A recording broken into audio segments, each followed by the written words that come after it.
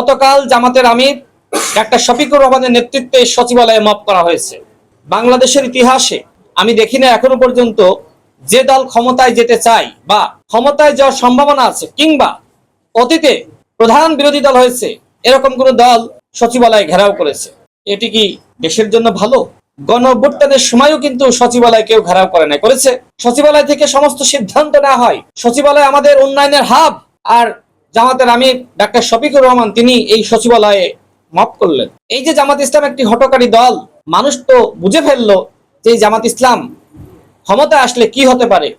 সচিবালয়ের সমস্ত কর্মকর্তা কর্মচারীদেরকে এক সপ্তাহের মধ্যে বের করে দিবে। জামাত ইসলামের যে হঠকারী চিন্তা, চেতনা, সিদ্ধান্ত, গতকাল তার বহিঃপ্রকাশ আপনারা দেখেছেন। আগামীতে ক্ষমতায় যেতে চাই, এখন প্রধান বিরোধী দল, তারা গিয়েছে সচিবালয় ঘেরাও করতে, মব করতে।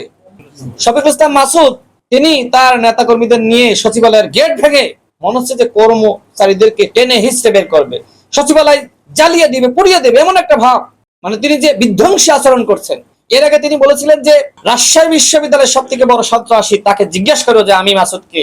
তারপরে বলছিল যে শেখ হাসিনাকে জিজ্ঞেস করো যে আমি কে। অর্থাৎ শফিকুল ইসলাম মাসুদ যে একজন বড় সন্ত্রাসী নিজেকে দাবি করেছিলেন, তার প্রমাণ আমরা পেয়েছি যে তিনি সচিবালয়ে জ্বালাও পোড়াও করতে চেয়েছিলেন, সচিবালয় ধ্বংস করতে চেয়েছিলেন। এর মধ্য দিয়ে কি হতো বলেন?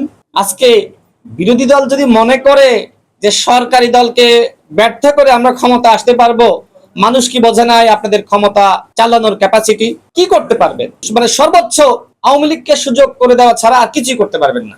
আজকে শেখ হাসিনা যে বলছে ডিসেম্বরে বাংলাদেশে ফিরবে, এই যে সাহস শক্তি কিভাবে পাচ্ছে? যেখানে আওয়ামী লীগের পতন হয়েছে বাংলাদেশে, দাফন হয়েছে দিল্লিতে, এবং আওয়ামী নামক লাশ পচে গলে মাটির সাথে মিশে গিয়েছে।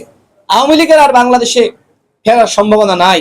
তারপরেও এই মৃত লাশ শেখ হাসিনা এক প্রকার জীবিত হয়ে বলছে আমি ডিসেম্বরে বাংলাদেশ ফিরবো। এইটার মূলে জামাত ইসলাম। কারণ জামাত ইসলাম বাংলাদেশে যে বিধ্বংসী আচরণ, হঠকারী কথাবার্তা বলছে, এর মধ্য দিয়ে মূলত আওয়ামী লীগ সুযোগ পাচ্ছে, আওয়ামী লীগ সাহস পাচ্ছে। জামাত ইসলাম যত বেশি হঠকারী আচরণ করবে, আওয়ামী লীগ ফিরে আসার সম্ভাবনা তত বাড়বে।